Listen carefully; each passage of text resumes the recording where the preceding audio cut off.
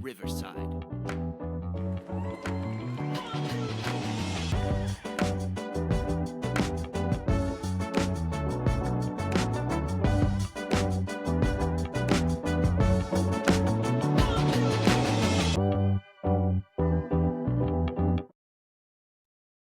Tim, I'm having an existential crisis right now because you come off the high of just poking Ohio State fans and then winning, getting Alabama and collectively the whole South, because we've talked about their psychology as a conference coming at us and just getting them all mad and then beating them the way that we beat them. And then you've got Oregon fans who probably are one of the more clever fan bases in terms of their main accounts and making jokes and stuff like that. And they're all like, Indiana's a good team. It's going to be a good game. I hope both teams try really hard. And I'm like, I don't know what to do with myself. And it's been tough. It's something to do where like they know that Oregon as a program is still going to be thriving. Alabama and Ohio State fans, you can tell they were grasping on for their glory years the past couple weeks. Like they knew that Kurt Signetti, the Death Reaper, was coming for them, and he did. And those are dying programs now, but Oregon still has like a chance to be pretty good. So this feels like them still being like respectful of the opponent. They know they've seen the Kurt Signetti Death Machine, and they know what's coming for the Peach Bowl. So I think we're going to get a really good matchup out of them, but it is going to change our interactions and our mentions on social media because they're not going to be calling into their own radio shows like past fans were about how much Indiana wasn't ready for the stage. Oregon knows very well the stage that is going to be had on Friday. You are listening to the Kirkwood and Dunn podcast, and we are live on, well, not live, but recorded on YouTube and Apple Podcasts and Spotify. If you're new here, welcome to this growing movement of brash, not humble Indiana fans that we have been labeled. And so do us a favor, like and subscribe, follow us, build a comment, leave a good review, hopefully. Follow us on TikTok and Instagram, our other two platforms that we're on. Everything is at Kirkwood and Dunn. I'm Trent. And I'm Tim. And we are here to talk about the Peach Bowl.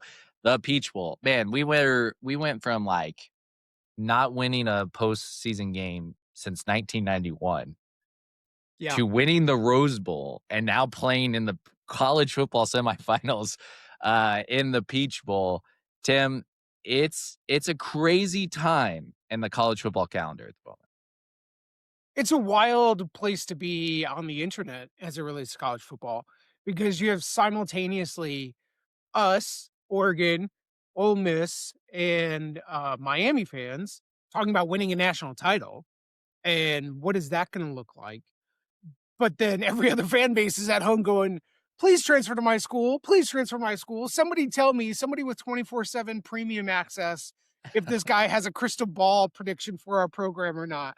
Like every other school in college football is on to next season. And so Indiana is in a weird place because like you're hearing, guys visiting campus. Chris Signetti mentioned it in his press conference. But yet we're also still playing this season. And you have guys on this team that are like getting talked about in somewhat weird ways because like, well, is Alberto Mendoza going to be the starting quarterback next season? This is kind of weird and awkward for us to be like entertaining a new quarterback on campus. So the narrative online is a really interesting place to navigate where we're, for the first time ever, Indiana's having to balance this like, we want to root on our guys and this team and continue to like live in this magical season, but also we're not satisfied. Like I want to be back here again next year. I want to go to the Rose Bowl next year. And who are the players that are going to make sure that we get to the Rose Bowl next year? So it's a lot to navigate for Indiana fans for the first time. Here's how we're going to treat the transfer portal. We'll have a little bit of a conversation around it, but here's what we know about this era of college football in this short condensed time frame is like right before we were about to sign on to record this podcast, recording Sunday morning, Preston Zachman from Wisconsin announced that he was transferring to Indiana. And if we go in here and we talk about Nick Marsh, Parker Livingston, Josh Hoover, all the guys that you've heard, Turbo Dick, Turbo, babe. yeah, Turbo Dick. If you're hearing any of those things from us, by the time you're probably listening on Sunday afternoon, Monday or Tuesday, you're probably already knowing their outcome. So it's hard for us to talk about individual players. And there's a lot of great Hoosier Huddle. By the way, did you see Hoosier Huddle's comment on the sad Indiana fans? No. Mm-mm, Okay, what so I was it? made a video last night. Sorry, side tangent. Uh, Made a video last night. Go check it out on my personal Twitter at St McGee or on the Kirkwood and Dunn Instagram. Uh, of Alabama fans to Sarah McLachlan Angel song that's like on all those really sad dog videos, like where they show like dogs in the kennel and they're like, Yeah. donate $5 to help blah blah blah. Hoosier Huddle's like, donate $5 to Hoosier Huddle a month to help get around of Alabama derangement syndrome or whatever he said. I was dying laughing. So go check out Hoosier Huddle, whatever. Or On3 does some great stuff. Peegs is there. So there are some great, you can follow transfer portal stuff. Not going to be us, but you can't not talk about it because that's what our coaches are having to be pulled away from. That's what we're looking at. And honestly, Tim, there's a lot of talk of like everyone hating the transfer portal, everyone hating the calendar. It's not going to get fixed because one of the Nope. reasons why Oregon's losing guys is because they start class like Monday. And so like they have like guys have to make decisions on the transfer portal. I don't mind it. I'm a little burned out on the whole college football is broken. When you're looking at a semifinal of Indiana, Oregon, Ole Miss, and Miami, it like if this is the chaos that's producing non-traditional teams being in the semifinals, Miami notwithstanding, and we'll get to Oregon's legacy in a second. I'm like not super upset about it. Well, I think that the transfer portal itself has produced this sort of chaos or flattening of the college football power structures that be. But I do think the timing could be better because we are fortunate that we've paid up to keep our assistant coaches, unlike Oregon Yeah, Ducks. But it sucks to be them, and your coordinators are like trying to do two jobs at once, which is they've taken new head coaching jobs, so they've got to work the transfer portal for their new teams for next year, but also are trying to coordinate and scheme up against Chris Ignetti. So like that is a really tough place to be. It's a very plausible place where I thought we might be this year, maybe next year, but like that to me, I also get like I think the calendar is a problem. Nick Saban talks about that on College Game Day, and there's potentially some solutions, but like it's higher education, so this is not going to happen fast by any means, nor is it really going to happen voluntarily. So it's probably still going to be this way for a while, but nonetheless, it is a weird place to be where we're kind of in a gray area between two seasons. So, yeah, I think there's still so much more to come. Not only is it like, well, who's committing in the transfer portal, but like we will have, I think Fernando Mendoza is gone, but like we will have NFL draft choices by our own players. Am I going to go in the draft or am I going to stay? Some of these great guys on our team still have eligibility to stick around and compete again next year. What does the NIL offers look like for them versus new guys? Like there is a lot to get to eventually when we start talking about the roster for the 26-27 season. And in a way, talking about it now is somewhat futile. There's just so many more variables still to go over the course of the entire spring before we start to really dive in. So I think there's plenty of places out there folks are like really now invested and want to hear about transformers. Like, go for it. Like, we're doing it. You and I are doing it yeah, on the side, like yeah, whatever else. But as ChatGPT, if you ever ask ChatGPT about our podcast, we did this week. It's going to tell you this isn't the most football centric podcast. It's a yeah, fan centric podcast. And so while we are ball knowers and at times we will dive into it, I think we're going to keep the enthusiasm on what is happening right now with this team, which is a pretty magical run to the Final Four of college football, which happened way sooner than the Indiana basketball program ever thought it could get to back in 2002. So I'm excited for what Friday holds, what hopefully on January 19th holds, and the sort of encapsulation of what the season has been for the Hoosiers. Can we just have one conversation about Sure. transfers? And by the way, I almost guarantee you listening to this already knows the outcome.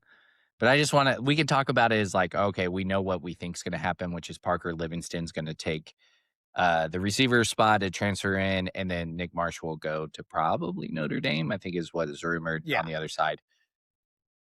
And there's a lot of like, "Oh, I'm okay with that," including yourself. I said that. Like, Yep. yeah, Parker Livingston and all that and all those types of things.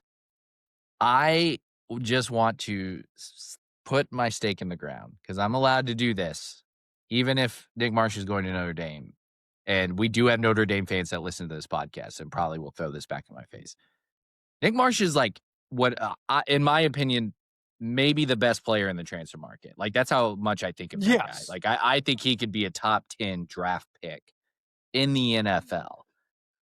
And Yeah, I think that's accurate. that's a type of guy that I'm like, if you had a shot to get him, and yeah, we talk about it all the time. Money is a finite resource, but this is why we got crushed during a month ago talking about Alberto Mendoza. Like maybe we should just go with Alberto because instead of going to get a Josh Hoover like guy, Yep. because you save money on that starting quarterback, but surround him with quality weapons. And this is the exact scenario that I am not in Sig. I trust whatever, blah blah Yeah. blah. Like we'll be fine. But man, Nick Marsh is like a generational talent that I'm a little disappointed that if it truly came down to money, that we didn't go get Nick Marsh.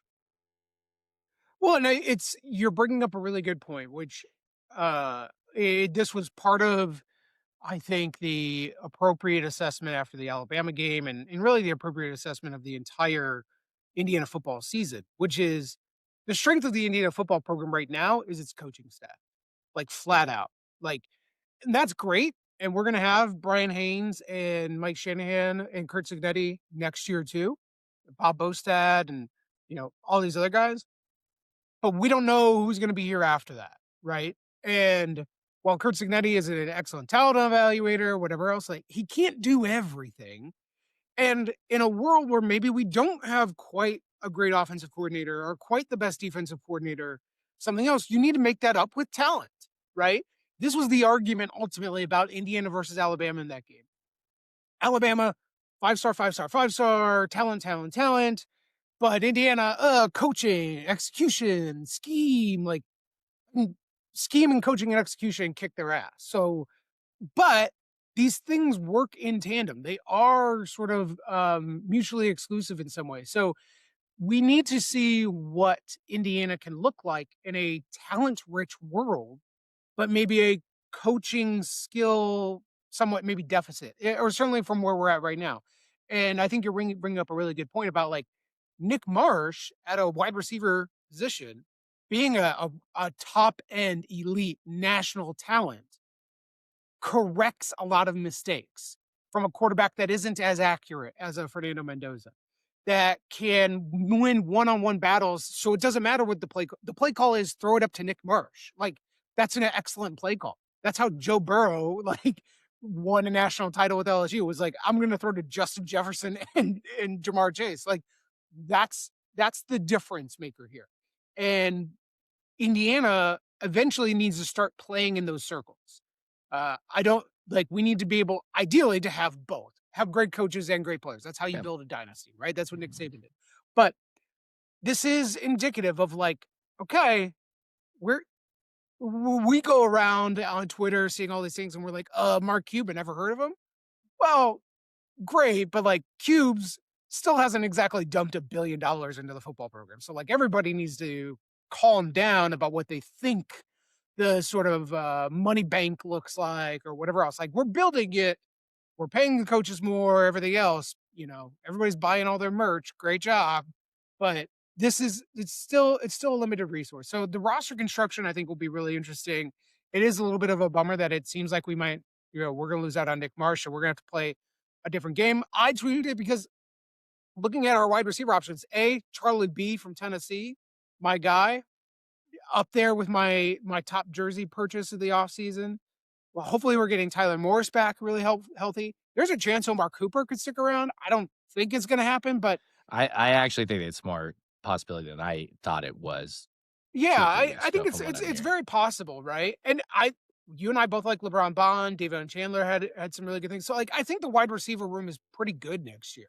It's true. Um, I mean, but that is but what I'm but saying is, like, it's the symbology, the symbolism of like we have the chance to get like the absolute best guy, yes. and we've never had that chance at Indiana, and we're not gonna maybe get him. And so, what And does that he mean? is and he is well, and it seems like we're not gonna be able to get him because we didn't allocate the resources. I think the money's there. It's just like the coaching staff probably looks at it and goes, "Are we gonna pay that much for a top end wide receiver when we look at the deep room?" And I respect the hell out of that. Like Right? that is there. I just I also know that they're gonna pay a quarterback quite a bit of money. So, like, Yeah, that's where I just wanna call back to that notion of when I said I'm a big fan of Alberto, and everyone's like, "I'm not saying that you're not a big," like, "We're not big fans. We just think you gotta get the best quarterback in the market, blah, blah, blah." Fair. But this is the type of stuff that you lose out on. And, if I'm Manshawn Sales, would I have liked to see Indiana produce a top 10 wide receiver, next right. year when I'm making my commitment? To go to the Yeah, draft. probably. Yeah, Yeah. yeah. So like, that is something to just keep in mind. And again, somebody might be listening to this and be like, "Oh, they got Nick Marsh and Livingston." Like, that there's a chance of that, and if that happens, then that might means that Omar Cooper is going pro.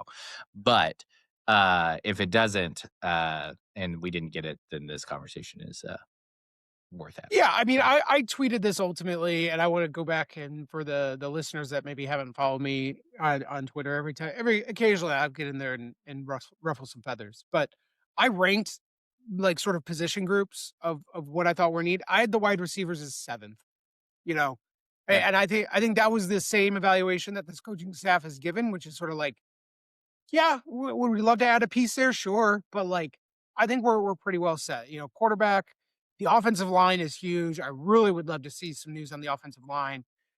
I think defensively at the defensive line, we have a lot of great talent, but it's going to be unproven a little bit more next year. So where does that come from? You know, in the future, there's just other needs I think, and that's ultimately Weirdly, we the need perspective of edge the staff. rushers. Like, Yeah, that's where we're at on the defensive line. Like, we have some depth in the middle of the field. I mean, you always we talk we're a big boy podcast. Like, yeah, you build out from the trenches, and that's what the thing that has separated Indiana the last 2 years from previous Cinderella teams, is that we actually have a legitimate offensive and defensive line. And so you then get skill players around them that can do what our guys are doing, and you're like, "Oh, you can actually win a national title with that." The depth is coming, like, is a demand, like, and Ndukwe played well. I rewatched that game. The long pass, the biggest play of the game for Alabama was not Ndukwe's fault necessarily, but did you realize that he was the closest defender? Like, he as 2, um, uh man, I've already forgot Alabama receivers' names. Ryan Not Ryan Williams, Williams. Latia No. Brooks, Of Jeremy course, Bernard. Jeremy Bernard. Bernard, There you thank go. you. Like, it's like the I was 3rd like, guy, the one that you need to say, the one that caught the ball, and Ndugwe's, yeah, like, chasing him down the sidelines. It's like, okay, well, that's a matchup that Brian Haynes obviously did not want them to exploit, and Mac obviously did, and that was their biggest play of the game.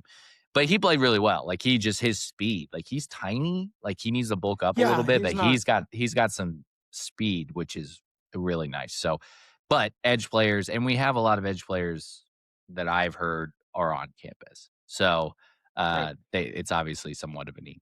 All right, let's kinda switch gears, talk a little bit about Lanning and Sig's press conference. Are they just the best of friends?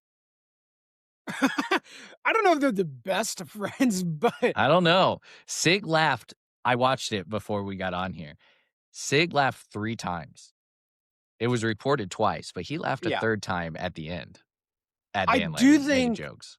I do think it is game respect game from a psychopath perspective because both of them are absolutely crazy.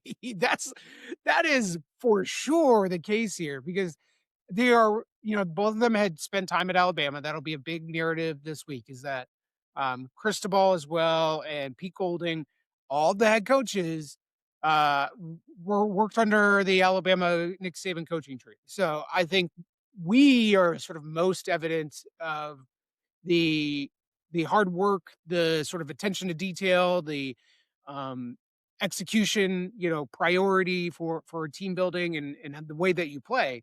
So I think we're going to see a lot of that similarity come out, but also, you know, Dan Lanning is a lot younger, jumping in pools with the recruits. He'll do some of the other sort of crazier things where I think Sig is very, very old school, Dorkapalooza, doesn't care that he's not wearing an undershirt under his Oh my Q-zip, gosh. like, I'm with glad the I'm glad the the whole national news thing. has finally realized that he does that. Like, I've noticed that since he's been here, it is a wild move. Somebody on Twitter tweeted out, which I think is the important thing, which is just like, I think Kurt Signetti likes getting his zipper caught on his chest hair. Like, it's just a little bit of a little, "Ugh, yeah, yeah, gritted through this every day." He likes to wake up in the morning to put his Q-zip on and just, like, rip out a few chest hairs just to get himself going in the day. Uh, No, to your point, like, and Signetti, even back in October was very different how he talks about Dan Lanning than he talks about everyone else. yeah. He He knows, he's he called him the rising, superpower of young college superstar. coaches. Yeah. Yeah, superstar. Yeah, like, he is and he's not wrong. Like, that's part of the problem. I said this at the beginning, like, I don't have a lot of hate juice for Oregon because I really like Dan Lanning. And also, Yeah. I like Dan Lanning because Dan Lanning, yeah, he's got the bag at Miami or at Oregon, but so did Mario Cristobal. And he went to Miami.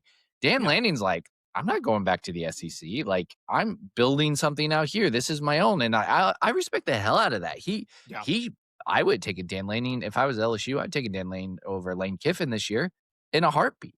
Yeah. Like, he I'd take him is over Kalen. I would take him over just about anybody, right? Like, yeah. Yeah, for sure. Like, Michigan would've, like, easily taken him, like, all this type of stuff. And so, like, I respect what he's building out there, which is why it's so frustrating, because I haven't identified the thing. Like, I make fun of him, like, you know, the cocaine yeah. cowboy is kind of a joke because of his Penn State after the Penn State game, like, just how intense he is and, like, all this stuff. But, like, if I'm a fan of Oregon, that's awesome. Like, I love that. Yeah. So, but you can tell there's mutual respect between them, and also some gamesmanship in the fact that they are being so complimentary of each other in this game, making sure that both of them know, hey, we respect both of you. We both got better. We both got like all this type of things, and that's what probably came through the most from it. But having said all that, in this press conference, you could tell Sig is very annoyed that he's not being able to watch tape. He has to deal with this portal thing, right? Yeah. Lanning that was kind of the main theme I took out of it. Lanning is very much of the mindset of we've gotten a lot better since the Indiana game. Tim, you said your profound analysis, which was really funny on Twitter, that Ty Simpson's better in this game than he was the Florida State game, Yeah. as maybe a reason why Alabama had a shot. There is something too, and we see this in college basketball, that you're no longer a five-star freshman, no longer a diaper dandy by the time you make the postseason. Like, you have experience and you're supposed to be good.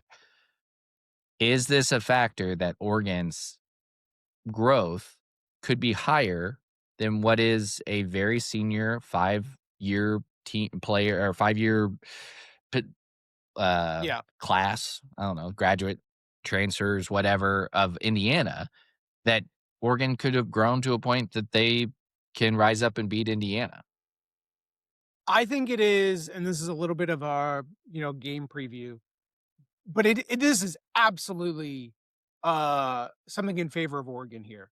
And I think it's specifically the Oregon offense versus the Indiana defense. The Indiana defense, which is chef's kiss, God love you, literally everybody. Elijah Hardy is also with Charlie Becker going to be on the jersey rotation for me next year. Um, I love it, but and this is what we talked about with the Stephen Daly injury. A big key to the success is the schematic sort of advantage that the Indiana defense brings with a lot of what's called simulated pressures, where we are faking basically a blitz and we drop out or keep everybody coming, whatever, and it confuses the offensive line, it confuses the opposing quarterback, etc.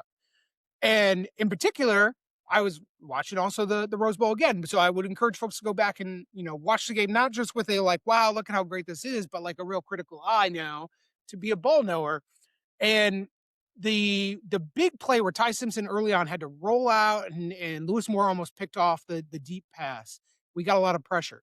That was a simulated pressure look. And what happened was on the left side against Alabama's number one left tackle in the country, Caden Proctor, number one recruit, big 5-star, like literally best recruit in the country a couple years ago, going to be going to the NFL, a top 12, 15 pick. Caden Proctor got confused. He didn't know if he should take Ndukwe or Elijah Hardy on the blitz, and he jumped inside, and then Ndukwe dropped out. Elijah Hardy came free, got pressure on Ty Simpson. He had to roll out, whatever else. That's the type of thing that, caused problems for Oregon and Dante Moore last year. And now they've seen it. Now, not just they see it on film like they did in the week before, but now they've literally experienced it in person. So what are the, counters that are really going to happen with a full week plus of prep for Oregon now coming forward? And what does Brian Haynes have in his bag to still draw that sort of confusion out? And I don't know if it's going to come through. That's going to be like my big worry. I think the rematch is a huge, huge advantage for Oregon compared to Indiana. Cignetti mentioned the rematch and said advantage Oregon. Again, gamesmanship from Cignetti. Yeah. But the one thing I've learned as an Indiana fan under the Coach Cignetti era is that man busts myths. He busts the narratives around certain things. Indiana wins football games. They won 10 games this season. Like that was a bit that they couldn't do. He goes and does it. Indiana can't beat Ohio State, the number one team, the defending national champion. He goes and does it. Indiana can't go to the Rose Bowl. He goes and does it. Indiana can't beat traditional power Alabama and an SEC team with 5 stars and win the Rose Bowl. He goes and does it.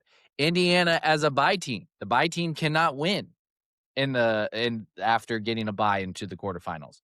Indiana does it. So, yeah, you're not wrong, and Cignetti's not wrong. He is right. You look at all the rematches in college football this year. There's only been one that has been successful of Power 4, and that was Texas Tech over BYU. Everybody else lost. Well, so yeah, except for last week in the playoffs, Ole Miss beats Georgia after losing to Georgia earlier in the season. But no, that's my point.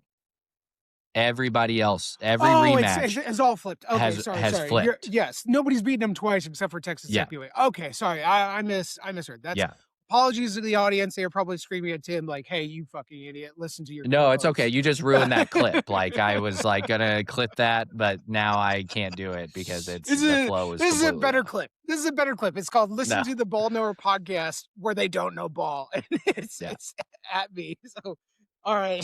Having said that. All those things. It is true. Cignetti doesn't usually follow the path, the script that we've seen. So like that is a positive thing for Indiana. Okay. Next topic. Have you listened to national podcasts yet about the Rose Bowl? I've dabbled in a little bit, a little YouTube, a little quick podcast recaps, but it is unbelievable to listen and catch up that the rest of the world has realized what we've been talking about the entire season. The national narrative has just flipped on its head. Like, we have the kiss of death now. Brandon Walker thinks we're going to win the national championship. So, we're done. Like, we might as well just not go. Colin Cowherd said we killed the SEC. Colin Cowherd said we killed the SEC. Rich Eisen. was coming Mhm. in and talking about the same thing, about what Signetti's doing and calling it the greatest sports story, like, a turnaround story. Like, there is Matt Jones, Kentucky Sports Radio on ESPN Radio, like, enemy number 1 for Indiana basketball fans for a long time that actually cared about basketball. Now we're just a football school, so who cares about Kentucky? But he's saying Indiana is the greatest turnaround sports story in sports. Like, Yeah. it is a complete flip, and I expect a lot of the national narrative this week, people that are actually picking who they believe, they will actually pick Indiana. There might be a conversation around it's a rematch. Rematches are tough. Mhm. Oregon is a really good team, and that's the one thing you'll hear from Tim and I on the preview pod. Like, we picked Oregon in October to win that Yep. game. Like, I'm not saying we're gonna pick Indiana in this game. I'm assuming we will, but I guarantee you it won't be 38-13 predictions. So, No. if you hear national pundits who are supposedly unbiased picking Oregon, I'm not gonna be super mad because I understand their rationale. The rationale, again, in the Alabama game was dumb. Like, there was no Yeah. rationale to do it. Oregon, actually, you could make a case, and the case is honestly, like, all the metrics are still saying Indiana's gonna win the game. But the case is, like, their coaching staff is elite, and Yep. they have a really talented team. Like, and they played Indiana tough. Now, I'm seeing some spin zone on Twitter from Oregon fans about, like, we were in that game, and we were so close. Like, it was, like, 6 minutes left, and it was tie game. Yeah, because we gifted you a pick 6 and we still won by double digits. So, like, let's not change the narrative of that game, but I still understand. All I'm saying is the national narrative is Yeah. pretty phenomenal to see how much it's flipped that Indiana is the best team in football. Yeah, we're getting more respect now, which is great because I was getting really annoyed in that Alabama week where it's just you can tell these people haven't really watched football, or even if they did, they didn't want to believe what their eyes were telling them. That they wanted to go on the history of college football, and there's no way. Yeah, okay, or maybe Indiana could win it, but it would be like this sort of like upset or whatever. Like those things happen, right?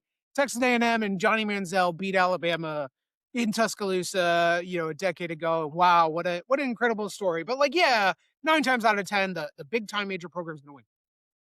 Indiana is now, like, part of that. We called it and it said, like, "We're at the big boy table now." Like, we've busted through like the Kool-Aid Man. That was my quote. That was my viral clip. We're there now, and now we have a genuinely really tough matchup. I believe this, which I can't believe I'm gonna put it out there now. This is the national title game in my mind. This is the game. This is the game that is gonna be the winner of this game wins the national title. That is absolutely what I believe, and that we are in for a fight on Friday. I'm going to go on the record. I think Miami would be a tougher matchup. Okay. I just, I mean, that probably tells you where I'm leaning towards in this game and picking. Like, I'm going to pick Indiana, but Yeah. I I agree, and then coming in, I was like, to the playoffs, I was like, it's gonna be Ohio State, Oregon, right? And, those are the 2 teams I didn't wanna play. I didn't wanna play the rematch. I think they're super talented. I think they're 2 best teams in the country outside of Indiana. But Miami is like their defensive line and the problems that they gave, that Ohio State offensive line, and it's gonna be in Miami, just makes me nervous. It just makes me nervous. I if you're again, if you're an Indiana fan, you better root for Ole Miss. And it Yeah. honestly, it's like you play anyone, like, who cares? Like, yeah, I think Miami's really good and they match up well with Indiana. So, like, I don't wanna play Miami, but we could beat Miami. Like, I'm not concerned about that. They still have Mario Cristobal, even though that narrative is hurting at the moment. But ticket prices are why you We don't wanna play Miami. That's exactly right. Oh Yeah. my Yeah. gosh. If you were like, Trent McGee who splurged to get to the Rose Bowl and paid the big airline fees, and maybe now you're gonna Yeah. go to the Peach Bowl, Yeah, don't go looking on StubHub or Ticketmaster at national championship game prices because that will make you squeal because and it's only going to get worse if Miami wins because it'll be in their hometown. It's where they play all their games. So that will not be chill. But none the I would man, yeah, we will do more previews, but this game is going to be really, really tough for Indiana, and I think it is the two best teams for me. So the Peach Bowl travel, Tim and I are both going. Tim and our other person that we're buying tickets with talked me out of taking like face value tickets so that we could be closer. And then, of course, Indiana releases their national championship sale to season ticket holders. And the upper level at the Orange Bowl, what do they call it? The Hard Rock Stadium. Yeah, Upper level was $550 face value. Like, yeah, the national championship right now is Super Bowl prices. yep, yeah, That's how crazy it is. So then when I had an opportunity to spend just like 100 some odd dollars on tickets to the Peach Bowl, and Tim and our other friends like, "It might not be close enough." I'm, like, sitting here now sweating, hoping Peach Bowl prices drop. I do think it's gonna listen, be you don't want to majority Indiana be fans. you don't it's going to be 90%. I think there's going to Yeah. be tons of Indiana fans no matter what. Like we're really seeing the largest living alumni base type of stuff come out. And even though this is like a new experience for Indiana fans to have to like pay, triple digits for tickets to go to a game, they're willing to do it because it's the first time ever, whatever else. Like I think they will scoop up tickets as well for for the national championship game, where it goes. But listen, this is a great season. You don't want to be banging on the rafters in the Georgia Dome. Like, no, like this. You, you can do it, Trent. We believe in you. We're gonna splurge, not in a ton, not a ton. We're not gonna I'm be gonna getting sell my club left suites. kidney to go to this We're gonna game. we're gonna make our way to maybe the second level. Like Yeah. we're gonna be doing that. But When the it's Kirkwood and Dunn, podcast files for Chapter 11 bankruptcy, in the spring, you will know why. yeah. Listen, sponsors DMs are open. We are open to and we have no Yeah. qualms. Like what is the product what you want us to sell? We will do it. I'm ready to do any sort of an ad read. Like you let me Yeah. know. We will do it. Mark actually, no, actually, we're Mark Zuckerberg. We're not littering our podcast with ads. Like, Oh we're man. just gonna grow. It's all about growth. It's all about follower count, which we have a lot. And I've been texting and, messaging other, uh, outlets for Indiana, Yeah. podcasts, websites. Everybody's numbers are up. Like, there's so much of a hunger for Indiana sports content. It's been great, and that's hopefully we're offering entertainment factor. All right. Do you think Oregon fans are going to get like mad at you of clipping anything? Like you haven't really said anything today. Like maybe that first part. Like honestly, I'm going to clip the Alabama, Ohio State are dying programs, and that Yeah. will do well I with I Alabama and wanted Ohio State one fans. last But shot at them. Oh, how sweet was it to just take those fucking helmets down, man. It was the best. Like, listening to the Feinbaum calls yeah, this weekend was chef's kiss. I loved it so much. The Oregon fans, I listen, I'm gonna find some ways to talk about your yellow duck. Like, all right, like, I'll find some reasons to hate you, but I do have a healthy respect. So it's going to be a battle. Phil Knight is old. Nobody even likes Nike stuff anymore. Where's your Nike stock at? Like, calm down. So we'll find some reasons, but it's going to be a little bit tougher of a chirp battle, on the internet. I'm gonna like splice in a clip there. Not really, because that's too much effort. But like of me at the Rose Bowl looking at Alabama gear, their crimson Nike gear, and just being like their jerseys they had, like Yeah. all these things. I know that's one of the also one of the worst parts is they are the Nike school. Like Dan Lanning's sweatshirt in the press conference yesterday was sick. Like, Yeah. it's so sick. I'm so mad that we're Listen, freaking Adidas. let's just get home field to do our jerseys. Like, like home Oh, field. Let's branch into jerseys. Let's just rip up our Adidas contract and let's just be the first home field team ever. Like, I'm all for that. Like, that would be great. I'm gonna be the first Indiana sports podcast to take a shot at home field, but, like, Oh no. home field's gotta figure out their sizes, first before we, They need give a they need contract to they them. need chonk daddy sizes. Like, As well, it's that, and also, like, we bought, a couple sweatshirts, different sizes for my wife and I, and mine fits fine, and hers is, like, 2 sizes smaller, and they're, like, 1 size difference. Like, it is I have to return some home field stuff today, so I'm a little, like, bitter towards them ah, because she doesn't like how it fits.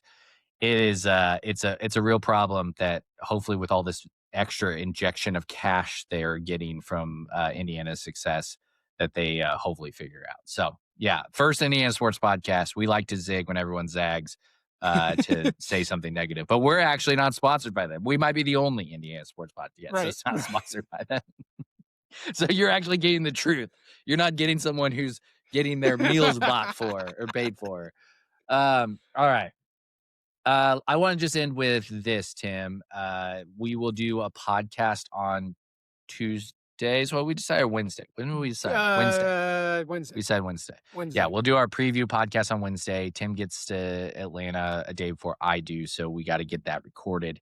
But other side of the bracket expectation, there is a game on Thursday. We'll do a prediction clip so we can put it out there so Miami fans can get mad at you again on Twitter and TikTok. But what do you expect in that game? Like, I have some really strong thoughts on it, and I'm just interested to know where you're at on it, especially with the Old Miss coaching situation stuff. You talk about Oregon having the coordinators being an Yeah. issue.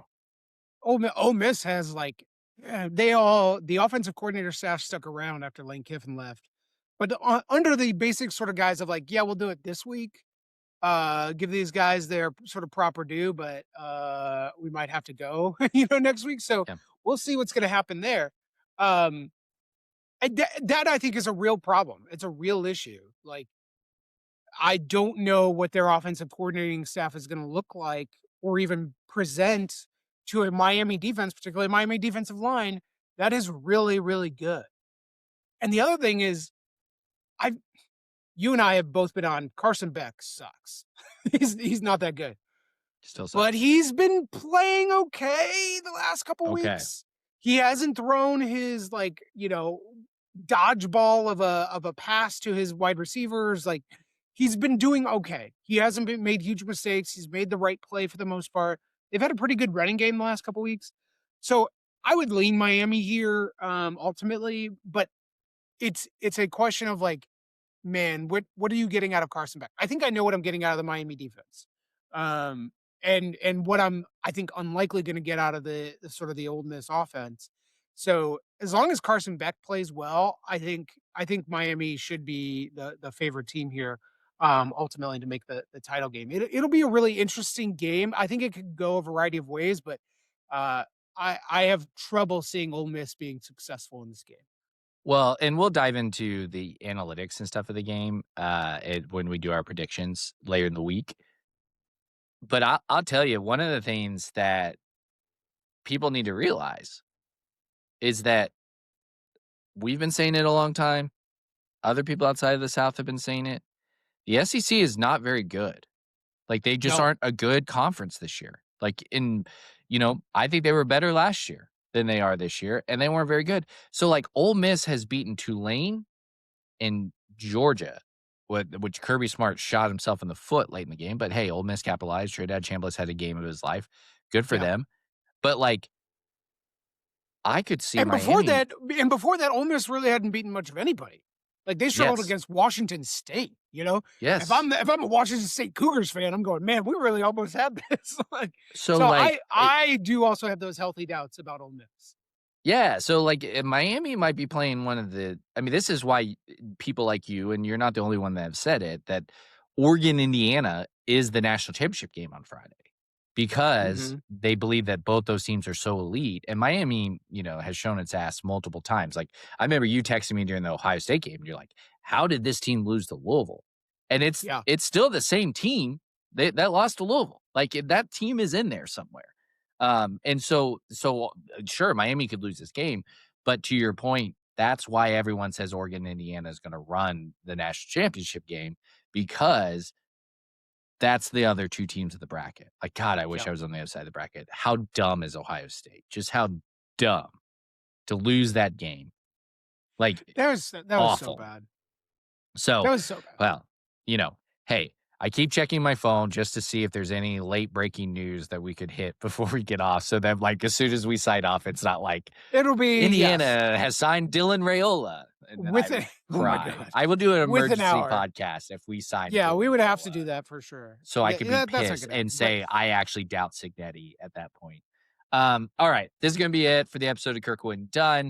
If you enjoyed the show, please leave like a review, a like, a subscribe, hit that like button, as they say.